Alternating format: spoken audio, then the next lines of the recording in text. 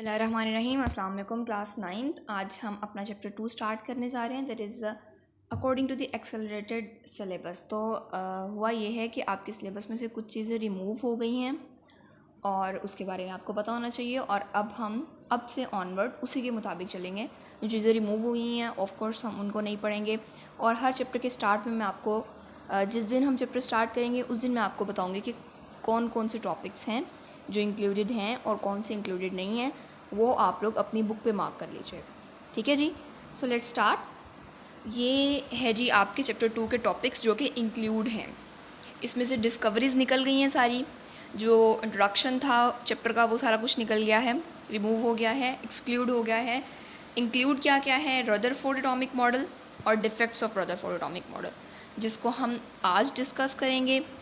Secondly है जी Bohr's atomic theory, second lecture होगा हमारा बोहर्स एटॉमिक थ्योरी पे। देन है जी इलेक्ट्रॉनिक कॉन्फ़िगरेशन और electronic configuration of first 18 elements, ठीक है। इस पे हमारे होंगे थर्ड और फोर्थ लेक्चर, और फिफ्थ लेक्चर हमारा होगा आइसोटॉप्स पे, ठीक है। इसके अलावा आपकी एक्सरसाइज इंक्लूडेड है। तो इस चैप्टर में से स्टार्ट में से जो डिस्कवरीज वाले टॉपिक थे, properties of electron, neutron, proton, वो रिमूव हो चुके हैं।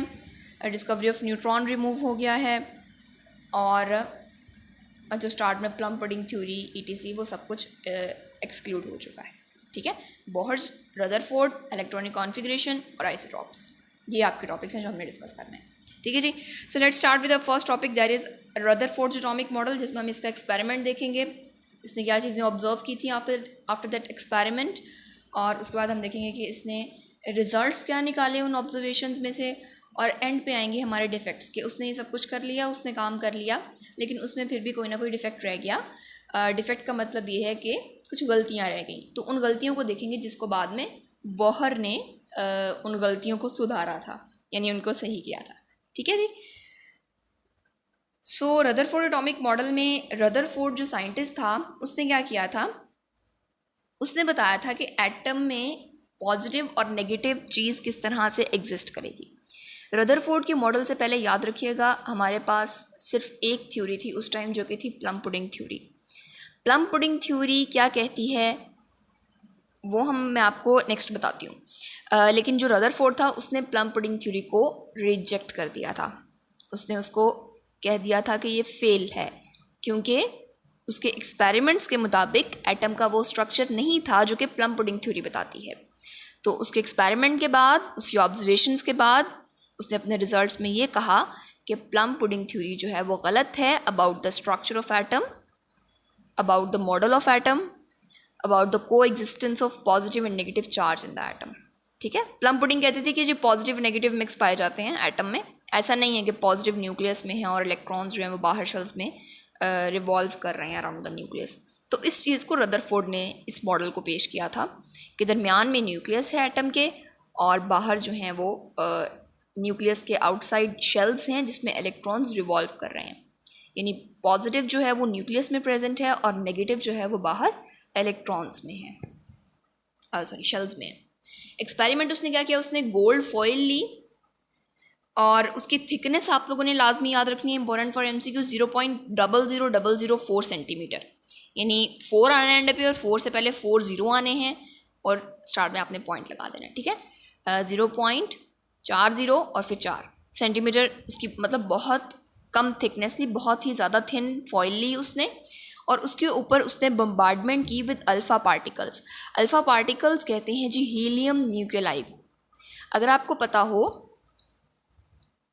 So what is helium nuclei? Helium first of all आपको पता है जी इसका एटॉमिक नंबर 2 है। तो इसके पास क्या होता है, इसके पास दरमियान में एक न्यूक्लियस होता है जिसमें 2 प्रोटॉन होते हैं और 2 ही न्यूट्रॉन होते हैं, ठीक है। बाहर होते हैं एक शेल, और इस एक शेल में पाए जाते हैं 2 इलेक्ट्रॉन्स। ये हमारे पास हीलियम का स्ट्रक्चर है। तो ये जो अल्फ़ा पार्टिकल्स हैं these are actually helium nuclei. अब हीलियम न्यूक्लियाई कब बनेगा?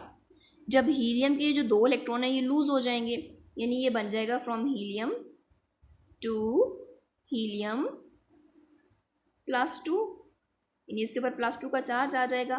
क्यों आएगा? बिकॉज वो 2 इलेक्ट्रॉन्स लूज करते हैं। तो ये जो हीलियम न्यूक्लियाई हैं जिसकी हम बात कर रहे हैं, इसमें 2 प्रोटॉन्स हैं और 2 न्यूट्रॉन्स हैं। ठीक है, सो ये हमारे पास है हीलियम न्यूक्लियाई, जिनको हम अल्फा पार्टिकल्स का नाम देते हैं। यानी हीलियम ने 2 इलेक्ट्रॉन्स लूज किए हुए हैं, He और उसके ऊपर चार्ज +2, राइट जी। So alpha particles are emitted by radioactive elements. अब ये अल्फा पार्टिकल्स उसने बम्बार्ड करवाए वो कोई आसमान से तो उतरने नहीं थे, ठीक है। यानी इसका मतलब ये है ऑन अ सीरियस नोट कि जो अल्फा पार्टिकल्स हैं वो रिलीज हुए, वो एमिट हुए from radioactive elements. So these are alpha particles are actually the radiations, ठीक है। ये रेडिएशंस हैं जो कि इमिट होती हैं from radioactive elements. Radio active elements वो एलिमेंट्स हैं जो कि अपने आप को स्टेबल करने के लिए या किसी और वजह से, because their nuclei is unstable, वो रेडिएशंस को इमिट करते हैं। That radiations could be alpha, gamma, X rays, ये सारी आपने सुने होंगे नाम। तो रेडियो एक्टिव एलिमेंट्स जो जिन रेडिएशंस को इमिट करते हैं, जब हम रेडियम या पोलोनियम की बात करते हैं तो वो अल्फा पार्टिकल्स को इमिट करते हैं। उन अल्फा पार्टिकल्स को रदरफोर्ड ने बम्बार्ड करवाया गोल्ड फॉइल पर, और उसके बाद उन्होंने बताया कि जी हीलियम जो है, हीलियम न्यूक्लियाई है actually alpha particles and they can penetrate through matter to some extent. तो जो हीलियम न्यूक्लियाई थे वो उस गोल्ड फॉइल को, चूँकि वो बहुत थिन थी, तो उसको समहाउ पेनिट्रेट कर गई। हाउएवर अगर हम बात करें रेडिएशंस को कंपेयर करें अल्फ़ा को, गैमा को, बीटा रेडिएशंस को, तो सबसे कम पेनिट्रेशन अल्फ़ा की ही है। इसलिए उन्होंने यहाँ पर सम एक्सटेंट का वर्ड यूज़ किया हुआ है कि कुछ हद तक ये पेनिट्रेट कर सकते हैं लेकिन कम्प्लीटली पेनिट्रेट नहीं कर सकते। जो रेडिएशंस कम्प्लीटली पेनिट्रेट करती हैं वो गैमा रेज हैं। ये सिर्फ और सिर्फ आपके नॉलेज के लिए बताया मैंने। यहाँ पर अल्फ़ा पार्टिकल्स यूज़ कर रहे हैं, उनको बम्बार्ड करवाया एल्यूमिनियम के फॉइल पर, तो और रिजल्ट्स फिर उसने ऑब्जर्व किए ऑन फोटोग्राफिक प्लेट या एक स्क्रीन पर जो कि कोट हुई थी विद जिंक सल्फाइड, ठीक है। ये उन्होंने बता दिया कि उसने रिजल्ट्स कहाँ ऑब्जर्व किए। फर्स्ट ऑफ ऑल उसने एल्यूमिनियम फॉइल ली 0.00004 सेंटीमीटर थिक। उसके बाद उसने उस पर अल्फ़ा पार्टिकल्स बम्बार्ड करवाए। कैसे बम्बार्ड करवाए? Through radio active element, through radium, through polonium, ठीक है। और उसके बाद फिर उसने अपने रिजल्ट्स देखे उन पार्टिकल्स को उस पर बम्बार्ड करवाने के बाद, गोल्ड फॉइल पर बम्बार्ड करवाने के बाद उसने अपने रिजल्ट्स देखे ना फोटोग्राफिक फिल्म, या आप कहोगे on A screen that was coated with zinc sulphide, ठीक है, ताकि वो विजिबल हो सकें। तो उसने ये प्रूव किया कि प्लम पुडिंग मॉडल जो था एटम का वो करेक्ट नहीं था। अभी हमने सिर्फ इतना देखा कि उसने किया क्या, अभी हमने देखना है कि फिर उसकी ऑब्जर्वेशंस क्या थी, उसके रिजल्ट्स क्या थे और डिफेक्ट्स क्या थे। सो पहले देख लेते हैं कि प्लम पुडिंग क्या था जिसको उसने रिजेक्ट किया, और फिर किस तरह से रिजेक्ट किया, और उसने नया मॉडल क्या दिया। ये आपको एक डिश नज़र आ रही है, इस डिश को हम प्लम पुडिंग का नाम देते हैं, ठीक है, खाने की चीज़ है। ओके, सो प्लम जो है ये फ्रूट है, और पुडिंग जो है ये आपको नीचे केक टाइप नज़र आ रही होगी, वो चीज़, उसको हम पुडिंग का नाम देते हैं। सो जिस तरह से इस पुडिंग में प्लम्स पड़े हुए हैं, इसी तरह से उसने कहा था कि एटम्स में नेगेटिव चीज़ें पड़ी, नेगेटिव जो पार्टिकल्स हैं, यानी कौन से नेगेटिव पार्टिकल्स हैं एटम में? इलेक्ट्रॉन्स। तो उसने कहा था जिस तरह से इस पुडिंग में प्लम्स पड़े हुए हैं, इसी तरह से जो एटम है उसके अंदर इलेक्ट्रॉन्स हैं, और ये जो पुडिंग है ये पॉजिटिव है और इलेक्ट्रॉन्स जो हैं वो नेगेटिव है। ये थी प्लम पुडिंग थ्योरी। जिस तरह से आप यहाँ पर भी देखो,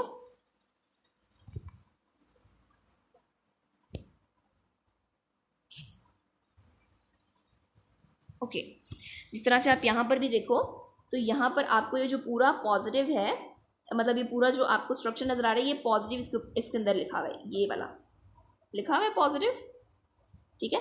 सो ये शो कर रहा है कि ये पूरा एटम जो है इसमें ये प्लम की, ये जो पुडिंग है, ये आपको ये जो केक टाइप नज़र आ रहा है ना जिसके अंदर प्लम्स पड़े हुए हैं, ये जो पुडिंग है ये पॉजिटिव है, और इसके अंदर ये जो प्लम्स हैं, इसी तरह से यहाँ पर ये जो प्लम्स हैं ये क्या हैं? ये नेगेटिव है, ठीक है। सो ये थी प्लम पुडिंग थ्योरी, जो कि ये कहती है कि एटम जो है वो पूरा का पूरा एक पॉजिटिवली चार्ज्ड है, और उसके अंदर प्लम्स की तरह नेगेटिव चीज़ें पड़ी हुई हैं।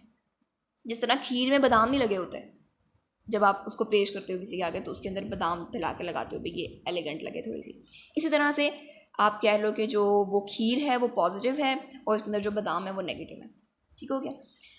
सो ये थी प्लम पुडिंग थ्योरी जिसको रिजेक्ट किया था रदरफोर्ड ने। उसने कहा था नहीं जी ऐसा कुछ नहीं है। एटम क्या है? उसने कहा कि एटम के दरमियान में एक न्यूक्लियस होता है जो कि पॉजिटिव होता है और उसके गिर्द इलेक्ट्रॉन्स होते हैं, उसके गिर्द शेल्स होते हैं और इन शेल्स में इलेक्ट्रॉन्स रिवॉल्व करते हैं। ये कहा था रदरफोर्ड ने, इसको रिजेक्ट कर दिया था।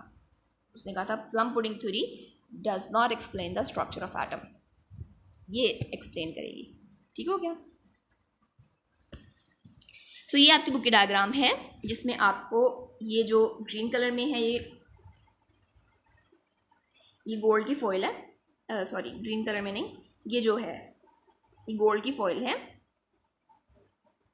ये अल्फा पार्टिकल्स हैं जो इन पर बम्बार्ड किए जा रहे हैं। यहाँ पर 2 पॉजिटिव लिखा हुआ है, इनके अंदर 2 पॉजिटिव शो कर रहा है, He++